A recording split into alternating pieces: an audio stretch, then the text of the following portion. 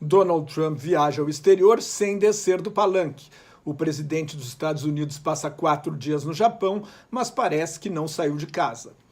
Os americanos e os britânicos dizem que a política termina na beira do mar, ou seja, quando um dirigente viaja ao exterior, trata dos problemas nacionais como um todo, sem partidarismo político. Isso significa deixar os problemas domésticos em casa, mas não é o caso do presidente Donald Trump, que nunca desceu no palanque e agora só pensa na reeleição no ano que vem. Durante a visita de 4 dias, Trump praticamente ignorou o primeiro-ministro japonês Shinzo Abe, que é o seu principal aliado no exterior. O presidente americano tem uma visão de mundo nacionalista e protecionista, em que a vantagem para um país significa desvantagem para outro país. É uma visão de soma zero.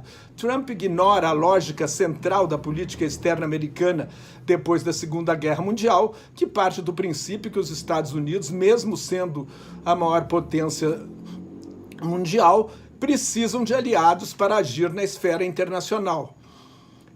Trump acredita num mundo dividido em esferas de influência das grandes potências militares, a saber, os Estados Unidos, a China e a Rússia, mais ou menos uma recriação daquilo que o historiador britânico chamou de a Era dos Impérios, que termina com o início da Primeira Guerra Mundial, em 1914.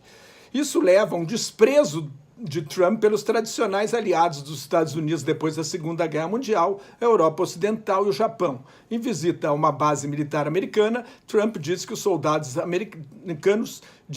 os soldados americanos que os Estados Unidos nunca deixarão de ser a maior potência militar do planeta. O recado era para a China, né? Isso significa que a guerra comercial que Trump trava contra a China visa também afiar o desenvolvimento tecnológico e militar da superpotência ascendente. Para os chineses, fica claro que o objetivo da guerra comercial de Trump é conter o desenvolvimento da China. O problema é que a China chegou a um nível de desenvolvimento econômico, tecnológico e militar que talvez não seja mais possível conter a China. Trump também declarou estar negociando um acordo de livre comércio com o Japão. O governo japonês negou.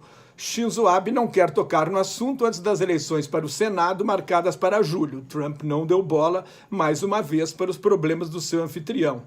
O presidente americano foi o primeiro dirigente estrangeiro a ser recebido pelo novo imperador do Japão, o imperador Naruhito. Trump adora um cerimonial imperial, mas não mostra muito respeito pelos rituais da tradição.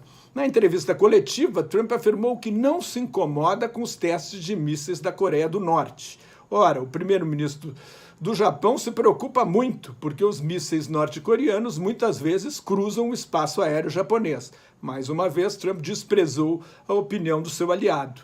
O presidente americano ainda criticou abertamente seu assessor de segurança nacional, o linha dura John Bolton, que ameaça com o uso da força contra países como a Coreia do Norte e o Irã. Contrariando Bolton, o presidente deixou claro que não quer uma mudança de regime no Irã. Ele quer renegociar um acordo nuclear que inclua a proibição de desenvolver tecnologia de mísseis e de interferir politicamente em outros países do Oriente Médio.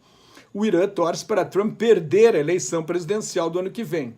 A maior preocupação do presidente americano no momento é a pré-candidatura do ex-vice-presidente Joe Biden. No Japão, Trump disse que o ditador norte-coreano Kim Jong-un considera Biden pouco inteligente e que, nesse caso, ele concorda com Kim.